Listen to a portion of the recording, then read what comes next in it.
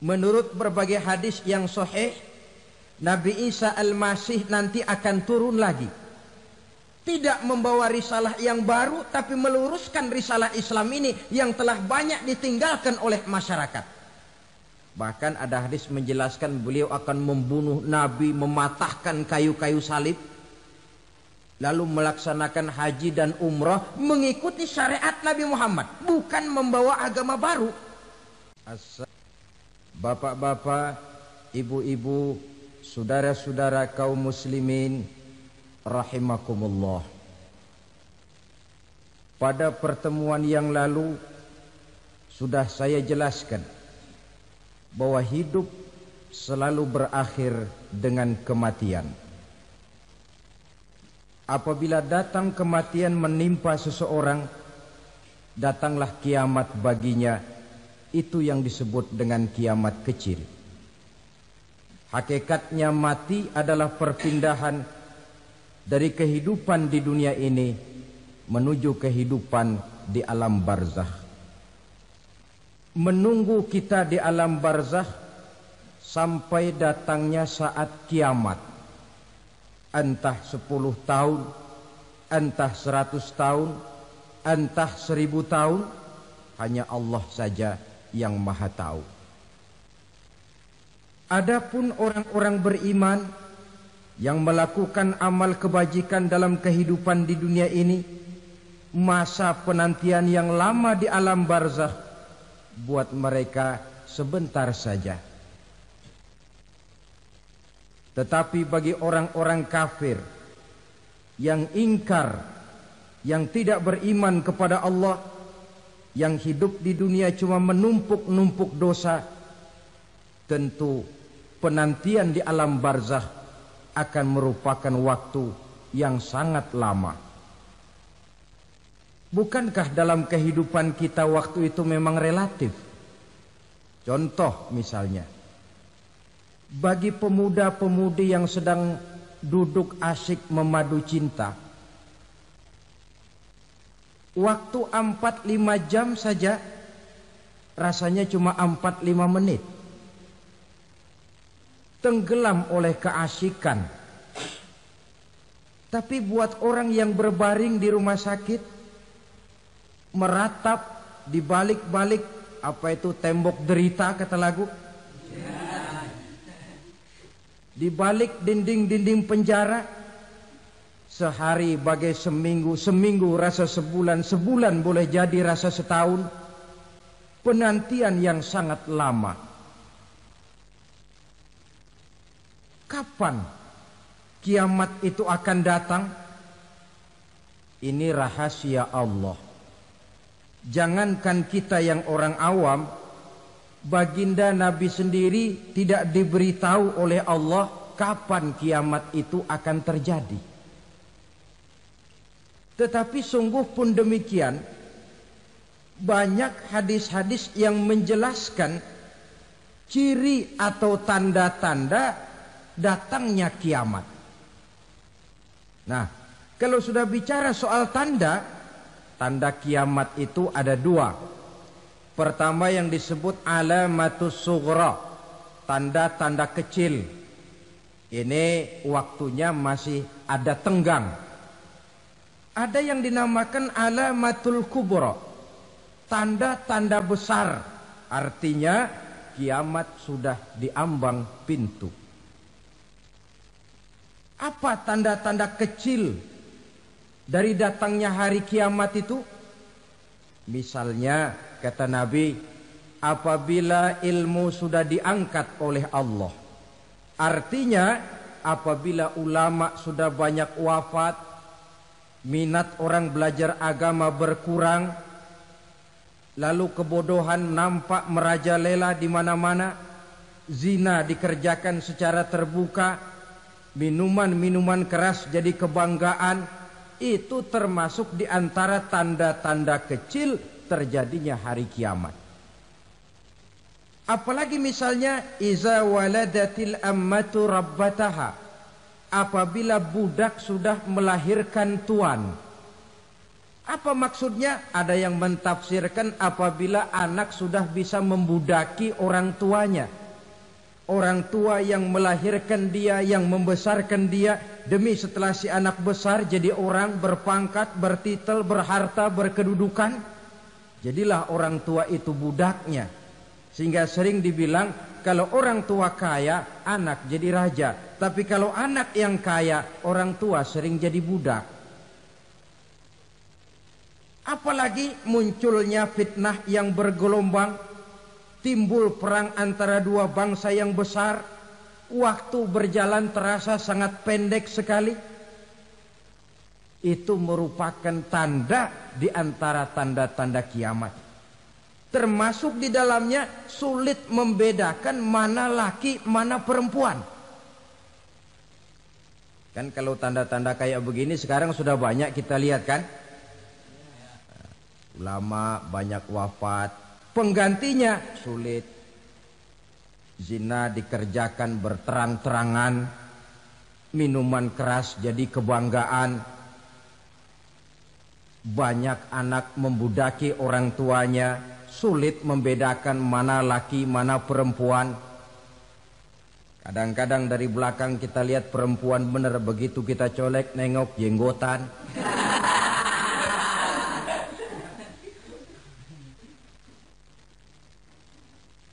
Ini termasuk tanda-tanda kecil. Masih ada tenggang sampai akan terjadinya kiamat itu. Nah, yang dimaksud dengan tanda-tanda besar, ini tanda besar artinya kiamat sudah di ambang pintu. Pertama, matahari terbit dari sebelah barat. Apabila matahari sudah terbit dari arah sebelah barat, tertutuplah sudah pintu taubat. Bersabda Nabi kita, la taqumus sa'atu hatta tatlu'a syamsu min maghribiha. Tidak akan datang hari kiamat sampai matahari terbit dari arah sebelah barat.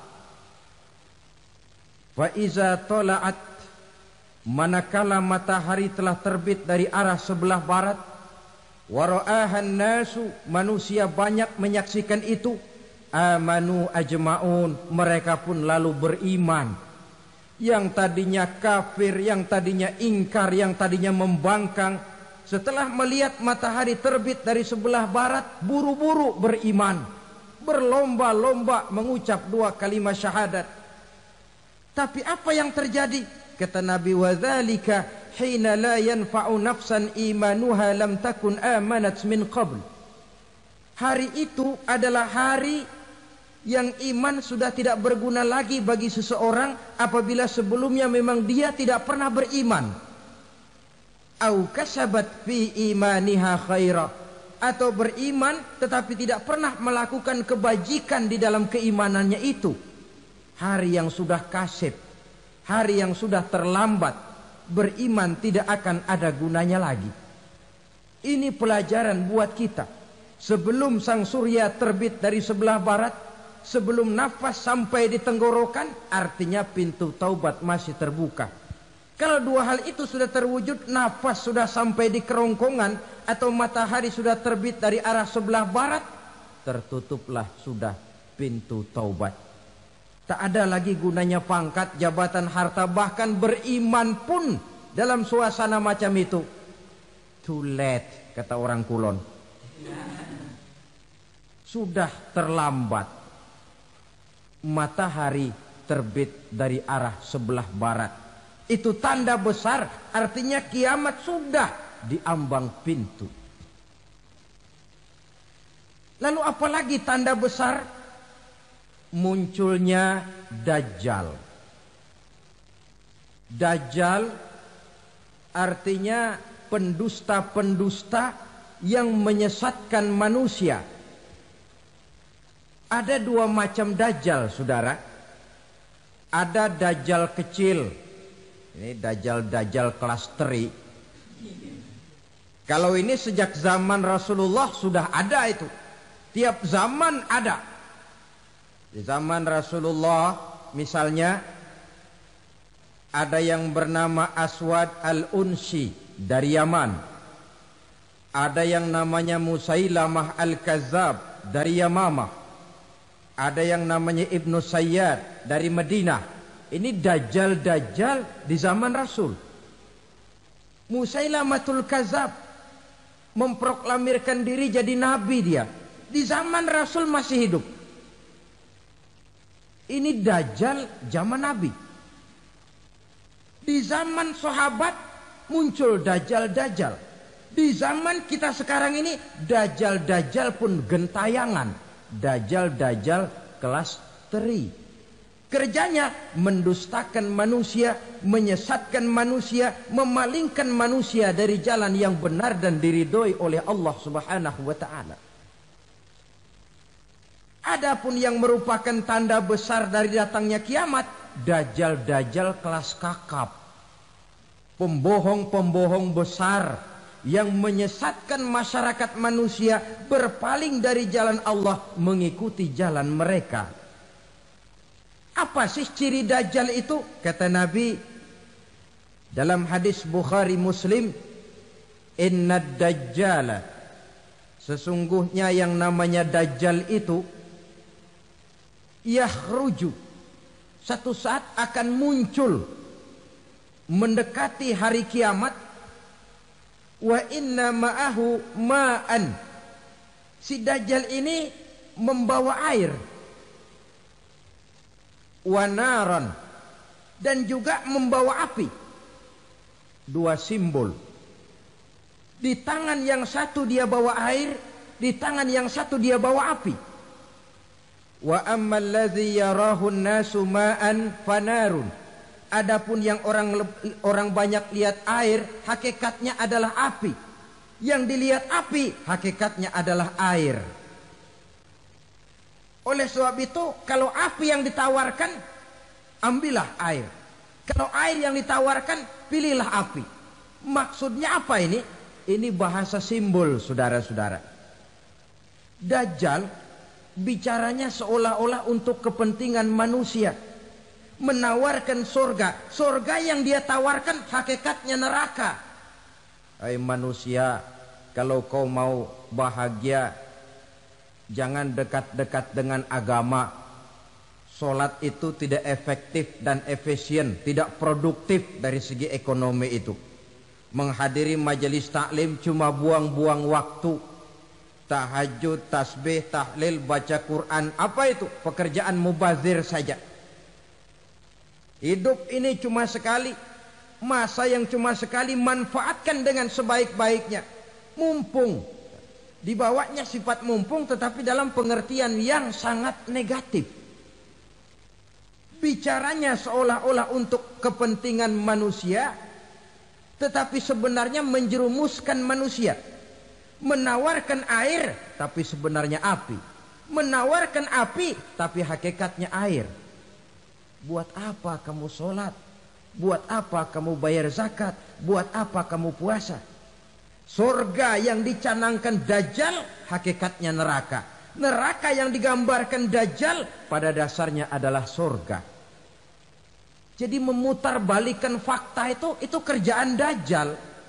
Yang hak jadi batil, yang batil dibilang hak, yang benar jadi salah, yang salah malah jadi benar. Tuntunan disuruh jadi tontonan, tontonan malah menjadi tuntunan. Itu pekerjaan Dajjal profesinya. Zamannya Nabi Adam, Dajjalnya kan iblis. Betul? Betul. Apa sih rayuan iblis itu? Allah setelah menciptakan Nabi Adam kan bilang, Adam, kau dan istrimu Hawa tinggal di surga ini. Seluruh fasilitas yang ada di surga persilahkan kau nikmati. Satu yang tidak boleh, jangan coba-coba dekati pohon khuldi. Dekat saja jangan, apalagi sampai memetiknya. Datang Dajjal yang namanya iblis ini. Adam, kamu tahu nggak kenapa tidak boleh makan buah khuldi? Ya nggak tahu, pokoknya saya dilarang. Bodoh kamu Dam. Khuldun artinya kekal. Kalau kamu makan itu buah, kau akan kekal di surga buat selamanya. Allah tidak kepengen, maka dilarang kamu makan buah khuldi. Kalau kau ingin kekal di surga Adam, makan saja. Saya bicara begini ini untuk kepentingan kamu Adam. Ini kan ciri-ciri Dajjal. Bicaranya sih seolah-olah untuk kepentingan Nabi Adam, hakikat sebenarnya menjerumuskan Nabi Adam supaya ingkar dan melanggar larangan dari Allah Subhanahu wa ta'ala. Jadi setelah muncul Dajjal, timbul kekacauan-kekacauan di masyarakat. Banyak yang terpengaruh, terpedaya dan terpesona. Termasuk mereka yang memproklamirkan diri jadi nabi. Mereka yang memproklamirkan diri jadi rasul di zaman sesudah Rasulullah wafat. Itu adalah Dajjal-Dajjal. Maka saya ingatkan, kalau di zaman kita sekarang ini ada orang ngaku jadi nabi, ada orang ngaku jadi rasul, biar bahasa Arabnya kental, Quran hafal, hadis ribuan hadis hafal, biar pakai serban sampai menyengser ke tanah, bahasa Arabnya fasih, tapi dia mengaku jadi nabi, jadi rasul, kita umat Islam wajib tidak percaya. Wajib untuk tidak percaya. Itulah Dajjal-Dajjal zaman kita sekarang ini. Tidak mustahil mereka datang mempengaruhi orang awam supaya berpaling dari Rasulullah, mengikuti mereka. Nah, di akhir zaman nanti mendekati hari kiamat, Dajjal ini muncul. Dajjal kelas kakap, menyesatkan masyarakat manusia untuk berpaling dari Islam, mengikuti seruan mereka. Apalagi di antara datangnya kiamat itu, tanda yang besar itu, turunnya Nabiullah Isa Al-Masih, putra Maryam. Menurut berbagai hadis yang sahih, Nabi Isa Al-Masih nanti akan turun lagi. Tidak membawa risalah yang baru, tapi meluruskan risalah Islam ini yang telah banyak ditinggalkan oleh masyarakat. Bahkan ada hadis menjelaskan beliau akan membunuh Nabi, mematahkan kayu-kayu salib, lalu melaksanakan haji dan umrah mengikuti syariat Nabi Muhammad, bukan membawa agama baru. Menjadi semacam mujaddid, reformer, menyelamatkan manusia dari bisikan Dajjal. Bahkan ada riwayat yang menjelaskan bahwa Nabi Isa berhasil mengalahkan Dajjal, mengembalikan masyarakat manusia kembali kepada ajaran Islam yang datang dari Allah, dibawa oleh Rasulullah Sallallahu Alaihi Wasallam. Dengan kata lain, turunnya Nabi Isa bukan sebagai Nabi dan Rasul baru, tetapi mengikuti syariat Nabi kita Muhammad Sallallahu Alaihi Wasallam. Saudara hadirin, ibu-ibu hadirat yang saya hormati, kemudian apalagi di antara tanda-tanda besar akan datangnya kiamat itu? Keluarnya asap atau awan. Kata Nabi, inna min asratis sa'ah dukhanan yamla'u ma bainal masyriqi wal maghrib. Di antara tanda-tanda kiamat munculnya awan antara langit dan bumi. Ini pun diperkuat dalam surah Ad-Dukhan ayat 10. Fartaqib yauma ta'tis sama' bidukhanim mubin fayughshan nas hadza azabun alim. Bagi orang-orang yang beriman, mereka biasa-biasa saja. Tapi bagi orang kufur, datangnya asap dan awan ini merupakan azab yang kelewat pedih. Barangkali sedikit mendekati gambaran tentang azab yang pedih ini, saya ingatkan alam pikiran kita kepada peristiwa yang belum lama terjadi. Pernah dengar berita bocornya reaktor nuklir di Chernobyl, Uni Soviet? Pernah dengar? Nah, bocornya reaktor nuklir di Chernobyl yang mengakibatkan ratusan bahkan sangat mungkin ribuan nyawa.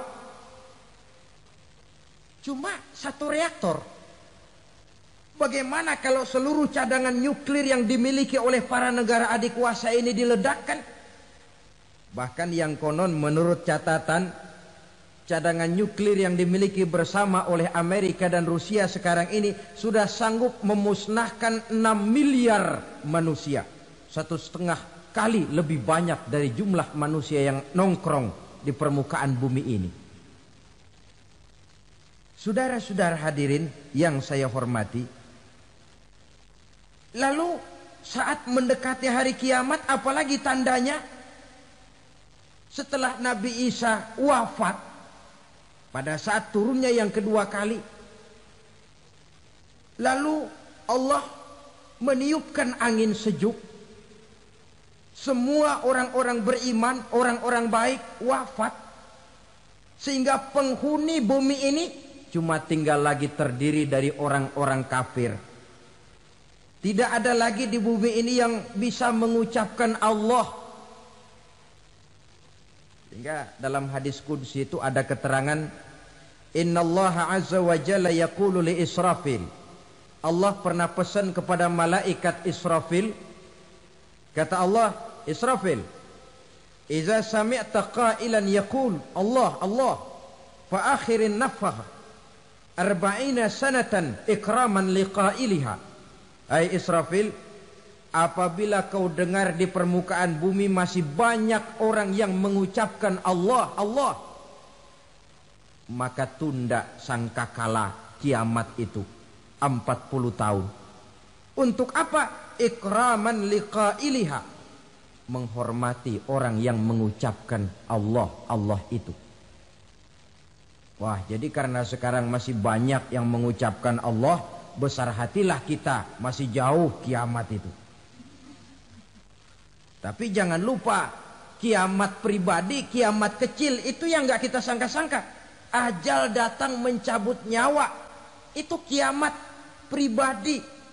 Dan itu yang pasti kita hadapi. Dan itu yang membuat kita tidak boleh bersikap main-main di dalam kehidupan sekarang ini.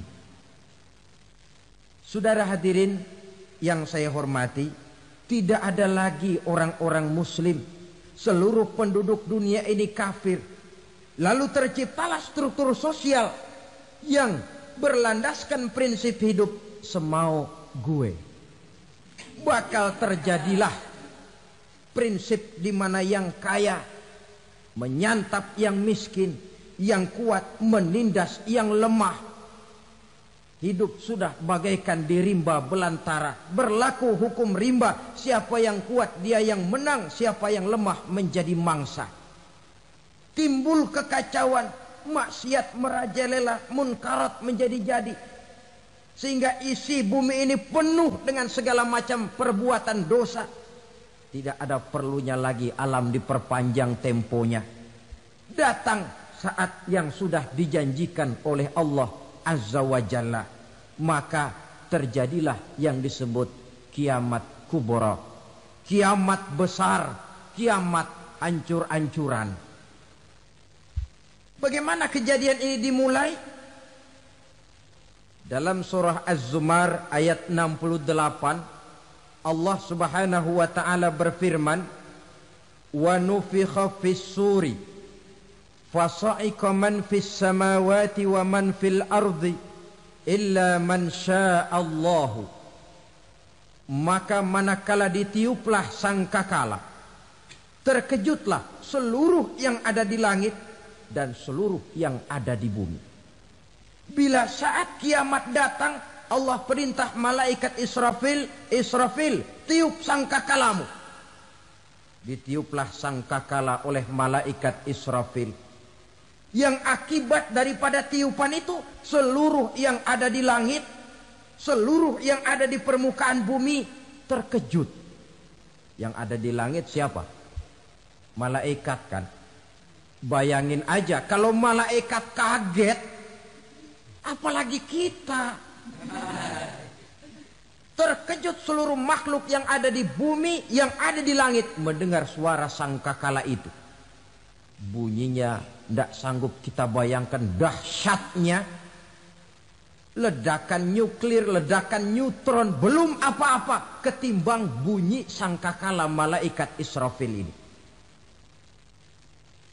Nah, lalu mendengar bunyi sangkakala ini, Gemparlah makhluk, kacaulah alam. Bumi gempa, planet-planet bertabrakan, gunung meletus, air laut tumpah ke darat, angin topan bertiup, halilintar menyambar. Lalu semua yang bernama hidup mati total. Mati bareng tanpa persiapan. La haula wala quwata illa billah.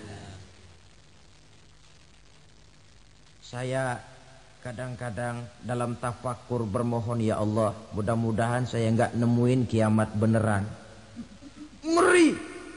Tidak bisa kita bayangkan macam apa suasana seperti itu. Allah saja banyak memberikan gambaran, misalnya Al-Qari'ah, wa mal qari'ah, wa ma adraka mal qari'ah. Kejadian yang menggemparkan. Tahukah kamu apa kejadian yang menggemparkan itu? Yauma yakunun nasu kal farasil mabsus wa takunul jibalu kal ihnil manfus. Pada saat itu manusia berterbangan bagai kupu-kupu. Gunung berterbangan seperti kapas ditiup angin. Gunung saja macam kapas, konon lagi manusia. Kematian total, mulai semut sampai gajah mati. Jin mati, iblis mati, malaikat mati. Malaikat saja mati. Saudara hadirin yang saya hormati, kematian total yang tanpa persiapan. Orang bilang, Pak, kalau mati bareng begitu yang repot malaikat maut dong ya. Cabut sana, cabut sini. Itu kalau menurut logika kita. Mestinya begitu menurut logika. Tapi logika juga yang nggak perlu serepot itu. Sebab untuk mematikan listrik di wilayah DKI, di wilayah Jakarta, nggak perlu tiap rumah didatengin, matiin, ya lama. Cukup dari kantor pusatnya saja PLN tekan satu tombol, gelaplah seluruh Jakarta. Saudara hadirin yang saya hormati, kematian total. Lalu setelah kematian total, planet-planet juga mati, dalam arti tidak bergerak dan beredar. Angin mati, dalam arti tidak bertiup. Air mati, dalam arti tidak ada riak gelombang. Pokoknya semua mati. Kullu nafsin za'iqatul maut. Semua yang bernafas mati. Dalam ayat lain, kullu man 'alaiha fan. Semua yang ada di permukaan bumi fana. Yang kekal cuma Allah Subhanahu wa ta'ala. Yang paling belakang mati, malaikat maut dan malaikat Israfil. Tapi mati juga sesuai dengan janji Allah. 40 lamanya. Tidak dijelaskan oleh Abi Hurairah 40 jam, apa 40 hari, apa 40 tahun. Hadis-hadis cuma menyebutkan 40 saja. Sunyi alam. Yang tinggal cuma Allah saja lagi. Ketika itu Allah berseru-seru, katanya, limanil mulkul yauma. Siapa para penguasa hari ini? Mana itu raja-raja dan penguasa yang dulu mengaku jadi Tuhan? Fir'aun. Mana Fir'aun sekarang? Yang dulu jadi raja, merasa berhasil, sombong, lalu tidak mau turun-turun dari kekuasaannya, sampai kepada puncak kekurang ajarannya mengangkat diri jadi Tuhan. Mana itu Fir'aun? Namrus. Mana sekarang Namrus? La ilaha illa ana. Ternyata tidak ada Tuhan lain selain daripada aku, kata Allah. Proses kemudian, saudara-saudara, turunlah hujan dari langit. 40 lamanya hujan itu. Tidak jelas juga 40 jam apa 40 hari. Setelah air turun membasahi, datanglah tiupan sangkakala yang kedua. Semua yang bernama mati bangkit dari kuburnya masing-masing. Ini yang disebut Yaumul Ba'thi, hari kebangkitan. Allahu Akbar. Pada saat kita bangkit dari kubur kita masing-masing, kumpul di padang mahsyar namanya. Bayangin aja, saya sendiri nggak sanggup bayangin. Manusia sejak zaman Adam sampai zaman kiamat kumpul bareng di tempat sama. Berapa banyaknya itu?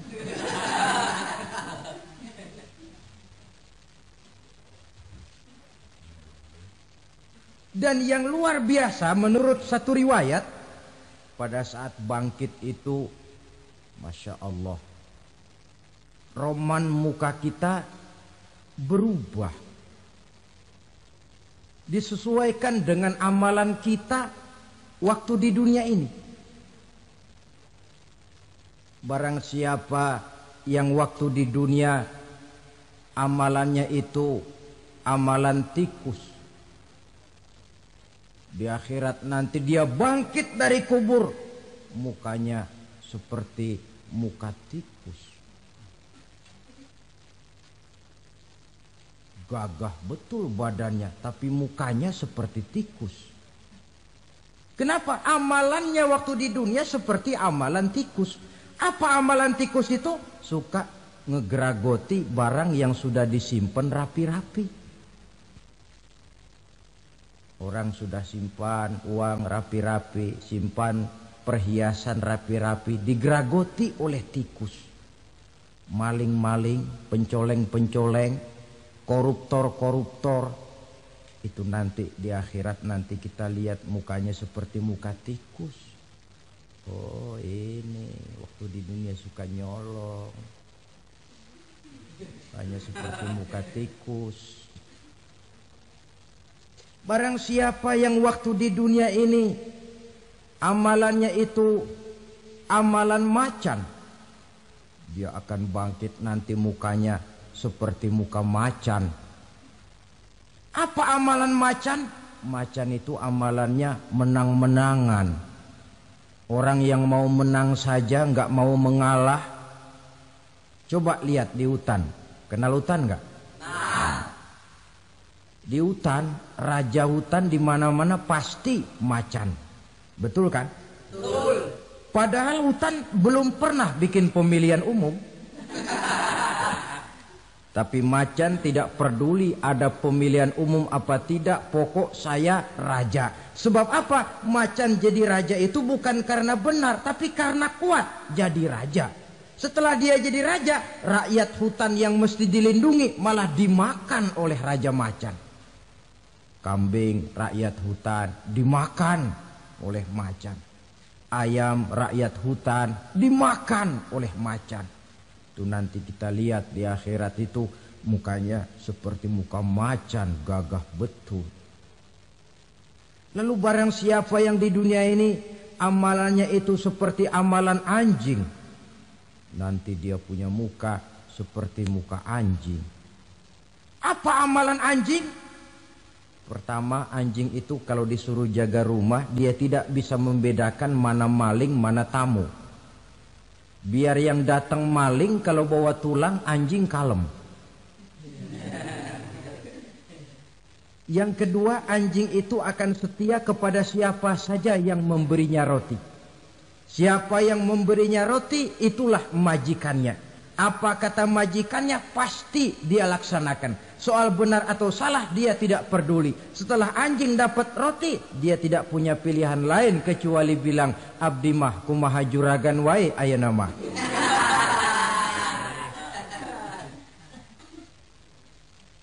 Saudara hadirin yang saya hormati, berkumpul di padang mahsyar, tiap orang sibuk dengan persoalannya masing-masing. Matahari waktu itu didekatkan oleh Allah. Panas luar biasa. Ada yang saking panasnya itu mencucurkan peluh keringat sampai sebatas mata kakinya. Ada yang keringatnya sampai sedengkulnya. Ada yang keringatnya sampai sepusatnya. Ada yang keringatnya mengalir sampai sebahunya. Ada yang kelelap oleh keringatnya sendiri. Sementara orang di sampingnya enggak apa-apa. Bergantung lagi amalan dia waktu di dunia ini. Saudara-saudara, sebagian orang dalam kepanikan padang mahsyar berombong-rombong datang mereka menghadap Nabi Adam. Ya Adam, anta abal bashar. Hai Adam, Tuhan adalah bapak moyang manusia. Kami sebentar lagi akan disidang, dimintakan pertanggungan jawab. Tolonglah kami, hai Adam. Kata Nabi Adam, jangankan nolongin sampean, saya sendiri tanggung jawab di hadapan Allah ketika dulu tidak boleh makan khuldi, saya serobot. Sudahlah, urus diri masing-masing saja, nafsi. Begitu kata Nabi Nuh, begitu kata Nabi Ibrahim. Tiap orang bertanggung jawab sendiri-sendiri. Ketika itulah saudara-saudara, nikmatnya menjadi umat Nabi besar Muhammad sallallahu alaihi wasallam. Sebab apa? Walaupun menurut abjad kita ini umat paling belakang, paling belakang kita ini toh, karena Nabi Muhammad adalah Nabi akhir, tapi akan dihisap lebih dulu, lewat di atas sirat lebih dulu, masuk surga lebih dahulu ketimbang umat-umat belakangan. Ketika Rasul mendekati ajal, beliau tanyakan itu kepada malaikat Jibril. Malaikat Jibril berkata, Muhammad jangan khawatir, Allah sudah berjanji, inni haramtul jannata ala sairil anbiya hatta tadkhulaha anta wa haramtuha ala sairil umami hatta tadkhulaha ummatuka. Surga aku haramkan buat seluruh nabi kecuali kalau engkau Muhammad sudah masuk ke dalamnya, dan surga aku haramkan buat seluruh umat kecuali kalau umatmu Muhammad sudah masuk ke dalamnya. Logikanya, walaupun menurut abjad kita umat paling belakang, bakal dihisap paling dulu, lewat di atas sirat paling dulu, masuk surga paling dulu, kalau mampir ke neraka juga paling dulu. Ya resiko. Jangan mau enaknya aja paling dulu. Saudara hadirin yang saya hormati, setelah masa kebangkitan itu jangan dikira begitu bangkit langsung diperiksa. Masih menunggu menanti ribuan tahun perhitungan padang mahsyar untuk sampai kepada proses yang disebut yaumul hisab, hari perhitungan. Seorang demi seorang bakal dipanggil. Bayangkan saja, kita se-RT saja di absen, kadang-kadang perlu waktu lama. Ini manusia sejak zaman Nabi Adam sampai datang hari kiamat, satu demi satu disidang di hadapan Qadhi Rabbul Jalil. Status sosial copot sudah waktu itu. Yang pernah jadi hartawan di situ tidak lagi kelihatan kehartawanannya. Yang pernah jadi jenderal tidak lagi dipanggil jenderalnya. Yang ustadz tidak lagi dipanggil al-mukarramnya. Seluruh status sosial selesai. Dipanggillah kita seorang demi seorang menghadap Qadhi Rabbul Jalil. Bagaimana proses penghisaban itu? Pertama, proses tanya jawab. Di antaranya ada hadis menyatakan, lan tazula qadama 'abdin yaumal qiyamah hatta yus'ala an arba'i khisalin. Besok di hari kiamat tidak akan bergeser telapak kaki seorang hamba sampai dia ditanya lebih dulu tentang 4 persoalan. Tentang ilmunya. Kemana ilmu itu diamalkan? Tentang umurnya. Di mana umur itu dihabiskan? Tentang masa mudanya. Kemana masa muda itu dipakai? tentang hartanya, dari mana harta itu didapat dan kemana harta itu dibelanjakan. Ini termasuk proses tanya jawab. Jadi kalau istilah pengadilan dunia, nama Fulan bin Fulan.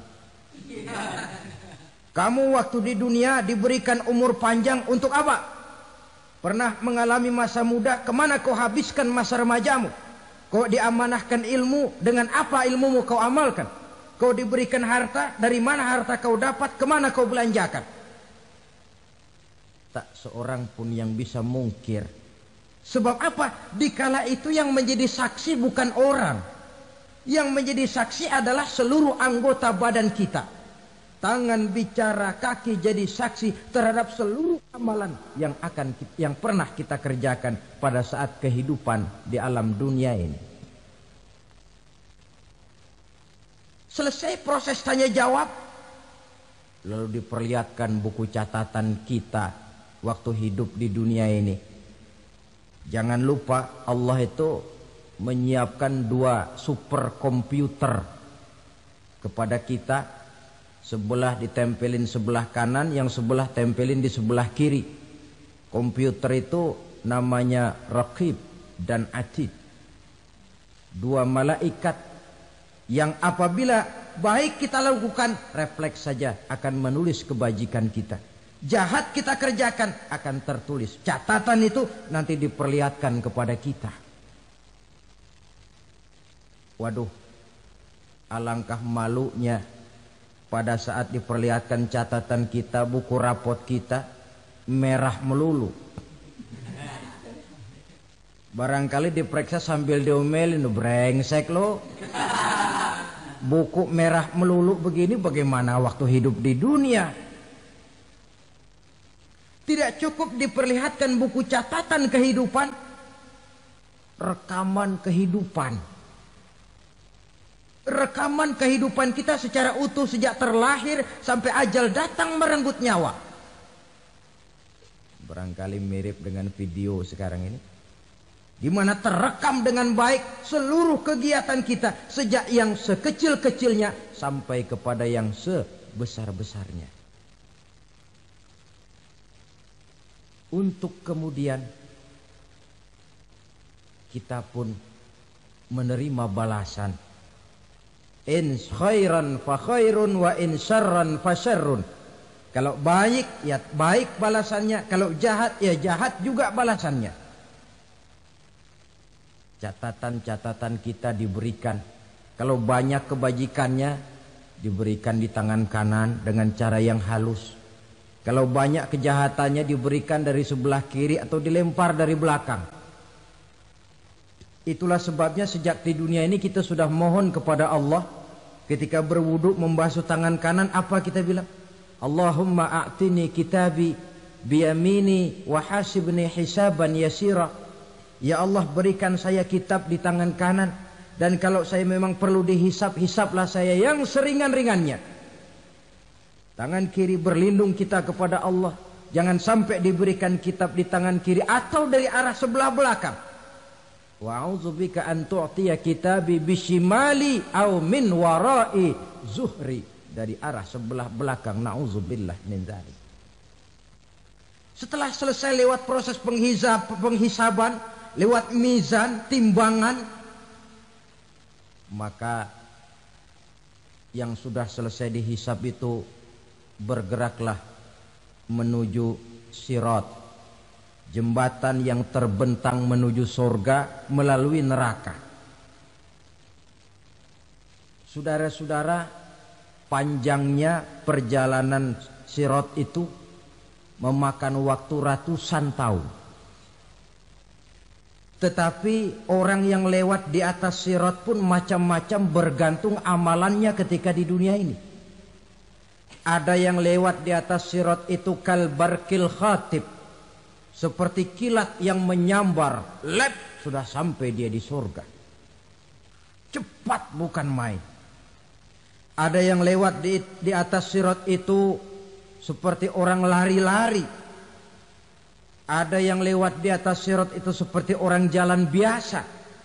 Ada yang sambil merangkak, ada yang sambil ngesor, ada yang sambil gelayutan, ada yang selamat sampai ke ujung ke surga, ada yang tergelincir jatuh masuk ke dalam neraka, bergantung amalannya dalam kehidupan di dunia sekarang ini. Tiap kita akan melewati yang namanya sirat ini. Saudara-saudara kaum muslimin yang saya hormati, dengan demikian mereka yang selamat melalui sirat sampai ke terminal akhir surga, mereka yang ketika dihisab ternyata banyak kejahatannya daripada kebaikannya, mereka singgah di dalam neraka. Nah, adapun orang-orang yang beriman menurut ayat Quran dan hadis Nabi itu nanti ada bermacam-macam. Ada orang beriman itu yang dimasukkan surga. Ada orang beriman itu yang dimasukkan ke dalam surga. Ada orang beriman itu yang disebut penduduk surga. Kenapa lain-lain, Pak? Karena waktu di dunia amalannya juga lain-lain. Ada orang beriman yang masuk surga. Ini paling murah tiketnya. Mau masuk surga? Kata Nabi begini, ma min abdin qala la ilaha illallah thumma mata ala dhalik illa dakhalal jannah.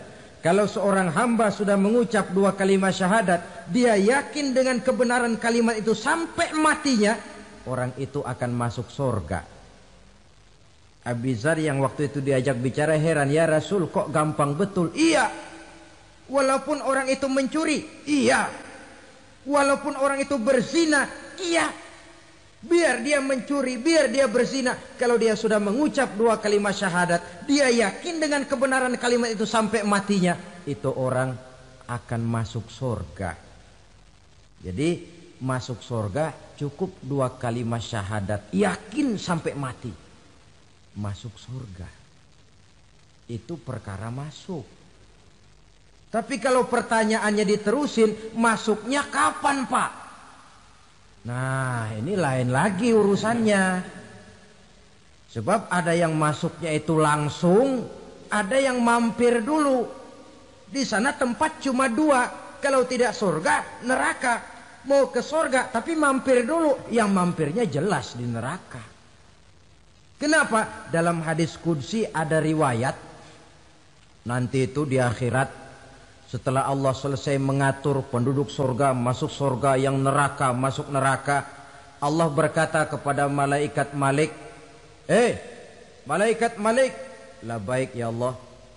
Itu bajingan-bajingan tengik, manusia-manusia durjana yang waktu di dunia tidak mau sujud, jauh dari ulama, gemar melakukan yang munkarat dan maksiat, hidup di tengah masyarakat selalu jadi bibit keonaran, kufur, sudah masuk neraka semua. Sudah ya Allah. Nah, kalau sudah, coba sekarang kamu masuk, Malik. Saya, iya, masuk neraka. Mau apa ya Allah? Kata Allah, akhriju minan nar man kana fi qalbihi misqala habbatin min khardalin min iman. Kau masuk neraka, cari di dalam neraka orang-orang yang ada imannya walaupun kecil sebesar biji zarah, angkat mereka keluar. Masuk malaikat Malik ke neraka, cari orang yang ada imannya, korek-korek. Ya repot, udah pada gosong. Yang ada imannya diangkat ke atas, yang ada imannya diangkat ke atas. Lalu dimandikan di Nahrul Hayat, namanya sungai kehidupan di akhirat nanti. Cakep lagi rupanya, bersih lagi wajahnya, apel di hadapan Allah. Kata Allah, bagaimana mas? Kapok enggak sampean? Kapok ya Allah. Nah, kalau kapok, idhab fadkhulil jannah, pergi masuk surga sana. Berangkat mereka ke surga. ketemu sama teman-temannya yang udah sampai lebih dulu, yang nggak pakai mampir lagi. Terjadi dialog. Kata teman-temannya yang udah pada nyampe duluan, "Mas, iya, emang baru sampai?" "Oh, saya baru sampai." "Memang mampir di mana dulu, Mas? Kita sudah lama sampai di surga." Saudara buka surah Al-Muddatsir ayat 34-35. "Ma salakakum fis saqar?" Kenapa kamu mampir di neraka Sakor? Qalu lam naku minal musallin. Mereka menjawab, kami mampir di neraka Sakor, Mas, gara-gara dulunya kami waktu di dunia ndak pernah sholat. Ndak pernah sholat? Ndak pernah. Kan rumahnya dekat masjid. Cuma dekat doang, Mas. Sholat mah enggak saya. Enggak pernah ngasih makan fakir miskin, enggak pernah hadir di majelis taklim, pendeknya enggak pernah melakukan kebajikan, maka saya pun mampir di neraka Sakor. Untung betul saya punya iman, Mas, sedikit. Waktu hidup di dunia dulu saya pernah mengucap 2 kalimat syahadat, sekali-kalinya waktu mau kawin. Masya Allah. Untung saja kawin. Kalau nggak kawin polos.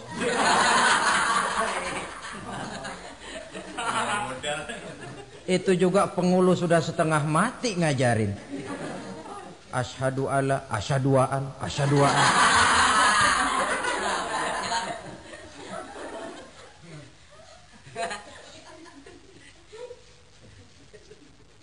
Ini namanya masuk surga, ada mampir dulu. Ada pula orang mukmin itu yang dimasukkan surga. Namanya dimasukkan kan terima beres. Saya masuk ke rumah, jalan sendiri, cari tempat sendiri. Saya dimasukkan ke dalam rumah, terima beres, pokok ada di dalam, itu dimasukkan namanya. Nggak pakai mampir. Tapi tentu tiketnya lebih mahal ketimbang yang pertama tadi. Apa kata Allah? Innal ladzina amanu wa amilus solihat la ukaffiranna anhum sayyiatihim wa la udkhilannahum jannah. Sesungguhnya orang-orang yang beriman kemudian beramal soleh, kami hapuskan segala dosa dan kesalahannya, kami masukkan mereka ke dalam surga. Lihat ayatnya. Allah yang memasukkan, kita yang dimasukkan. Tidak pakai transit, tidak usah mampir. Cuma tidak cukup syahadat, tidak cukup amanu, tapi diiringi dengan wa'amilus salih. Iman, amal. Tidak cukup syahadat, lalu dibuktikan dia sholat, dia zakat, puasa, lalu dia melakukan berbagai macam kebajikan. Ini yang menyebabkan dia tidak pakai mampir di tempat yang bernama Sakor. Lalu ada pula orang mukmin itu yang disebut penduduk sorga. Wah, ini sudah VIP ini. Ashabul jannah, penduduk sorga. Siapa mereka? Kata Allah, innal ladzina amanu summa istaqamu fala khaufun alaihim wala hum yahzanun ulaika ashabul jannah hum fiha khalidun. Sesungguhnya orang-orang yang beriman lalu istiqamah, tetap dalam melaksanakan perintah Allah, tidak goyah, tidak labil tapi stabil, istiqamah, mereka tidak takut dan tidak bersedih hati. Merekalah penduduk surga. Iman, istiqamah. Tidak punya duit, sembayang. Banyak duit, sembayang. Miskin, sembayang. Kaya, tetap sembahyang, istiqomah. Kadang orang kalau susah rajin ke masjid, banyak duitnya ngelihat masjid melengos. Waktu miskin hamba Allah, setelah kaya jadi hamba harta. Bergeser, tidak ada nilai istiqomahnya. Saudara-saudara, dengan begitu penduduk neraka itu dua. Ada penduduk permanen, ada penduduk yang semi permanen. Yang semi permanen orang-orang beriman yang mempunyai dosa besar. Mereka masuk ke neraka untuk menerima azab sesuai dengan dosanya.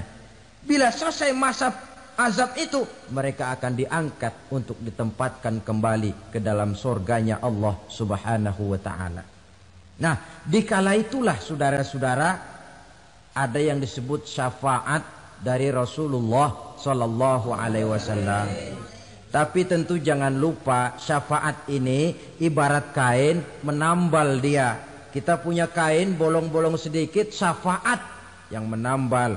Salat kita ada kurang dikit, sedekah kita ada campur riak dikit, amalan kita ada tidak karena Allah dikit, kita berharap syafaat. Jadi biarlah kain masih bolong-bolong, yang penting punya kain. Tapi kalau kainnya tidak ada, yang ditambal apanya?